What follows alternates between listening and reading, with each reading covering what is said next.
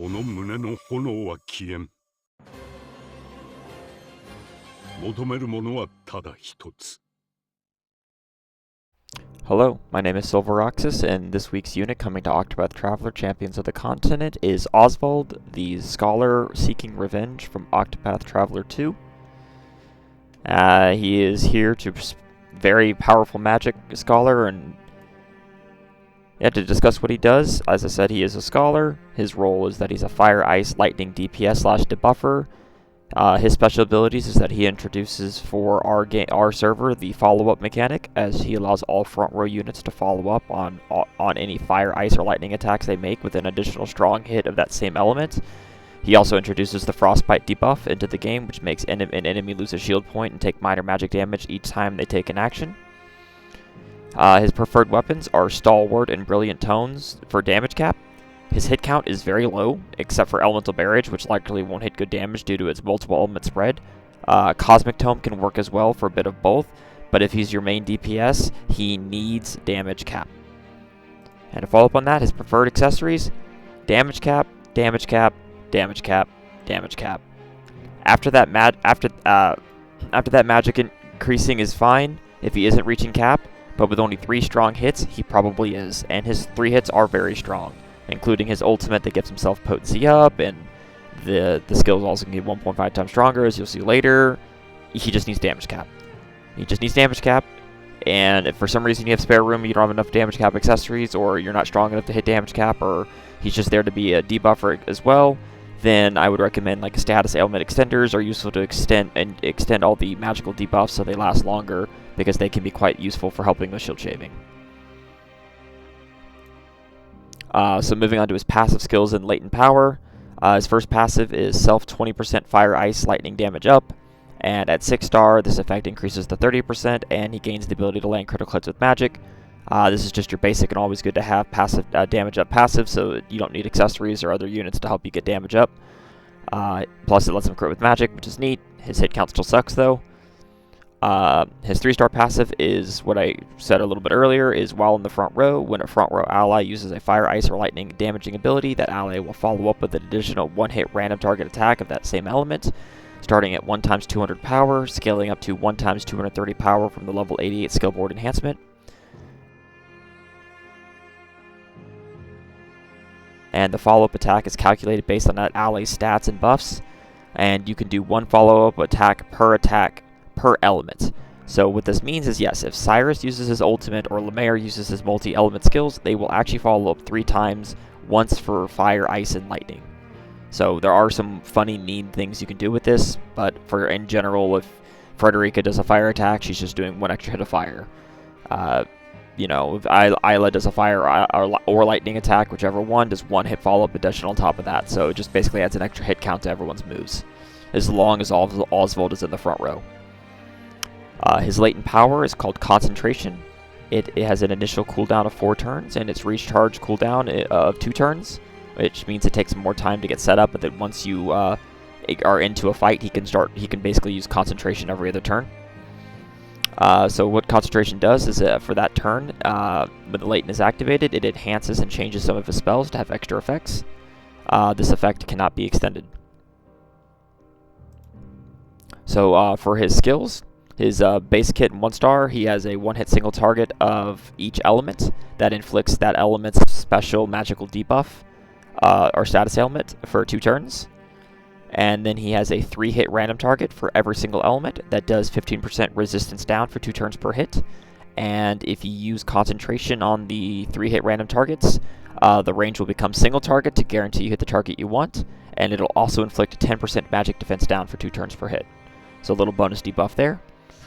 And for a quick status ailment recap, Combust is at the end of the turn, take minor magic damage and lose 1 shield point, cannot break, so guaranteed 1 extra shield per turn. Frostbite, at the end of every action taken, take minor damage and then lose 1 shield point, cannot break. This is actually useful on like some super bosses like level 120s that can act up to 3 or even 4 times in a turn. If they're inflicted with Frostbite, then yes, they're losing that many extra shield points a turn. And then Shock is lose 1 additional shield point per hit of lightning damage taken. The extra point taken after each hit for shields is after the lightning damage, so shock hits cannot break the enemy. But this effectively turns a 5-hit lightning into a 10-hit lightning in terms of shield shaving. So moving on to the rest of his skills, he has a 3-hit AoE for all 3 of the elements, and then if you use them with concentration, the range becomes single target, and the power increases by 50%, 1.5 times, and then it also will inflict that element's special status ailment, as shown in the previous slide, for 2 turns. Like I said, so he only has 3 hits, so he's going to damage cap very easily, because these are 3 rather strong hits that get even stronger. His TP is his Elemental Barrage from Octopath Traveler 2. It's a 1-hit random target fire, ice, and lightning attack. Then you also repeat the attack, so it's effectively a 2-hit fire, 2-hit ice, 2-hit lightning for 6 hits total. And if you use concentration on this, the range will become single target. This is his highest multi-hit, but this is not good unless the enemy is actually weak to all 3 of these elements. If they're weak to at least 2 of these elements, it might be okay. Overall, it's just decent. It can be good for shield shaving if they happen to be weak from multiple elements, though, so it's kind of like a niche thing, but it's kind of cool how they translated Elemental Barrage into this game instead of it being pure random like it is on Octopath Traveler 2, which just set one of each, plus then double cast it. So, and it is in that order. It's Fire, Ice, Lightning, just in case that matters, in case they do break and you want a stronger hit to happen on break or something like that. That is the set order. Also note that he will follow up on this attack as well with one of each of elements, so this is effectively a 9 hit, so 3 hits of each, and the 3rd hits of each element will be a bit stronger due to the follow-up passive as well. So moving on to his EX skill and ultimate technique. His EX skill has 4 total uses, and it's unlocked from turn 3 onwards. It is an AoE 15% magic defense down for 2 to 5 turns, and also inflict 1 stack of missed magical attacks. If you use this concentration on his EX skill, the range becomes single target, and it will inflict capped 30% magic defense and 30% magic resistance down for 2 to 5 turns instead. With concentration, this EX skill caps magic defense and magic resistance down by itself on a single foe, so it's very solid. Magic resistance is basically all elemental resistances down, so while he has those 3 hits that do 15% magic res down, he actually doesn't need those at all if he uses concentration on his EX skill instead, just as an option. It also inflicts missed magical attacks like Temenos, but without the need of BP. So like up to 4 times a battle, you can guarantee the enemy's going to miss 1 magical hit. So for example, if you don't have Temenos, so you've been struggling to kill the Candlebrand 120 fight because the ultimate attack that she's always going to launch at you is the 1-hit super powerful meteor attack that hits all 8 of your units that also inflicts stillness. You could just use Osvald to dodge that as well now instead of only being able to do it with Temenos. So it's just another option. His ultimate technique is a support class ultimate. It takes 3 PP to charge from level 10. It is Aliphen's Wisdom. It's literally just the divine skill from Octopath Traveler 2. It's self 100% potency up, instead of self intensify spells, so instead of getting extra hits on the spells, it's just 100% potency up because COTC logic. And also 10,000 damage cap for 3 turns. The potency doesn't scale, but the damage cap does scale up to 50,000 damage cap at ultimate level 10. The potency up buff cannot be extended, but like Solin's and Temenos' ults, the ultimate damage cap itself, the damage cap part can be extended, not the potency up. Ultimate level 10 priority, this is mainly used just for the damage cap, so I can say this is probably better to take before getting him A1 because his multi-hit suffers so much that just if you're intending to use him as a DPS, he needs all the damage cap he can get. So using this the turn before break to get 2 turns or both turns of break, or even when Nier comes out in the future and you do 3 turns of break, and if he's your main breaker and you have Lucetta behind him or Mabel behind him to extend it, it'd be 4 turns of 50,000 damage cap up. So if all 3 turns of break, you get the idea. He needs the damage cap, so that's an option to do. So Awakening's an A4 accessory. A1, like any good DPS like A1. Oswald, however, doesn't really need it, as he's going to be slamming damage cap very easily. That extra small bit of damage increase from having 50 more base magic attack isn't going to be that huge, because his magic attack's already pretty beefy as it is, and he's only doing 3 hits, and they're all very strong, so he doesn't need A1. Like, he's perfectly good at A0 to do what he does best. A2 is a luxury. You rarely need to take more than 1 element to a fight. So the extra skill slot's really not needed on him. And A3, like, Scholars are squishy in COTC. HP's always good. I don't know if you really want to chase A3 just for HP, though, but, like, you can. Like, it's up to you. I wouldn't. I'd find a way to play with more defense or use pets for HP instead. His A4 accessory is called the Coded Notebook. It has a 140 magic attack stat, which is pretty solid.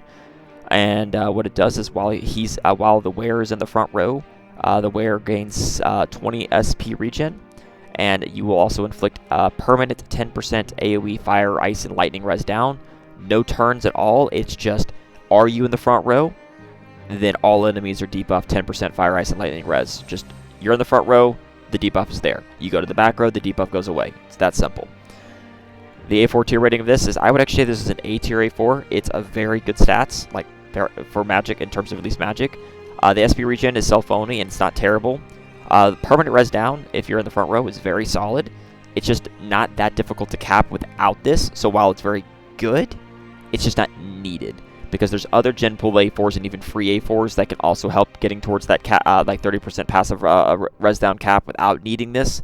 So Osvald A4 is like very good, but it's not solving a problem. It's just like making the problem easier to solve. Because there's other ways to solve it that might be a little bit more complicated, or other A4s that you might got because they're gen pools and you could exchange for them, or you might have just gotten them for free over time. And there's also some 4-star A4s that do it. Like, for example, Ice is the only one that might need this the most, just because, like, Kenneth A4, which is free, and Sophia A4, which she was one of the first units. If you play in the game for a long time, you might just have that, is only going to be 25% ice res down at the start of battle, so you would normally need Ass Light to break in order to get the rest of passive ice res down. Osvald would remove the need of Ass Light to break, just as an example. Fire has Molu A4, which is capped 30% by itself, 15% at the start of battle, 15% on break. Same with Therese for lightning, same thing. Fire also has Solon, who does 10%, 15% when he gets a 6-star eventually. Fire res down when he breaks, so like I said, you have a lot of options to get that res down. You don't need his A4. It just helps. Like, it'll just make it more convenient to get to that 30% cap, but it's definitely not required. Plus, you know, magic pales in comparison to physical, but we'll get to that. So for auto skill layout, is pretty boring. It's take your element, take the 1 hit plus the debuff, take the 3 hit res down, take his nuke with concentration. Take his nuke that also does the debuff and is a nuke when it has concentration. That's AOE. If you have A2, you can take elemental barrage. You have a higher multi hit. Depending on like how SP and stuff works too, you can kind of like mix and match if you do need to cover multiple elements, and you have other support options, then you could take that. But in general, this is just, you pretty much want to run him with the element that you're fighting, because usually multi-element coverage in the same fight's not the best idea. It depends. Like, if an enemy changes weaknesses, then there is viability to have multiple nukes for multiple elements as long as you have the supports to cover it. So, you know, play it by ear, but in general, this is the best way to run them. For party synergy, the main thing is you want to make sure you just have elemental supports for each element. Molu, Solon, Frederick, and Isla for fire is what I recommend. Like, Sophia and Asslight are great for ice. Therese and Isla for lightning are a few that come to mind. There's other ones that are also useful as well. Osvald can be a great support and easily damage cap his 3-hit nukes without being fully super buff, so you could also run him as the support and then run one of the other magic characters for higher DPS options as well.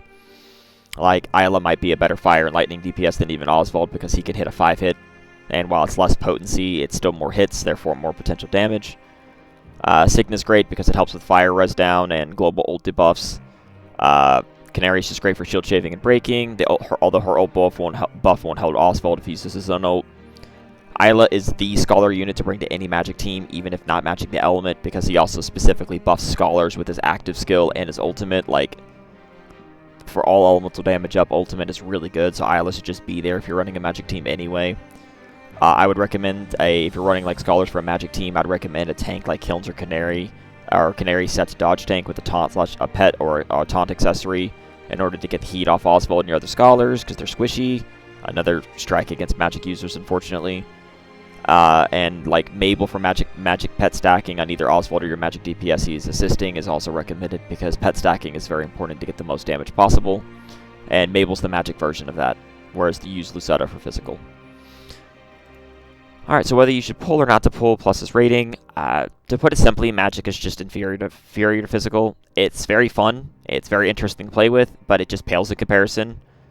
Furthermore, we're in a game where multi-hits to get around damage cap is everything, and Osvald releases it as an extremely potent nuker that only hits 4 times, so he is just outclassed and super limited by damage cap, sadly. He can easily, with some setup, get like 4 times 500k damage or so, and that's really great. Then Ring a Bell, for example, just does his 10-hit EX skill for like a 10 times 350k hit and just doubles his damage output in comparison for less effort. And that's not the only one. The disparity's only going to get further deeper as we go. Like, take, for example, how insane we found out ODO's buffs were. Like, look at the unit spreadsheet. It's insane how crazy they made him. And he's actually really good. And a full re-review when he gets rerun for Global, assuming we get those buffs, which we should, will come. I'm just saying that as an example. And then like there's other great and physical DPS too, like Kane's constant 8 hits and other units like that, and Black Knight's 15 hits. Like, it's just, there's no contest. 3 hits is not enough, and that's what sets Oswald back the most. As always, if you love a unit, ignore pull advice and have fun your way.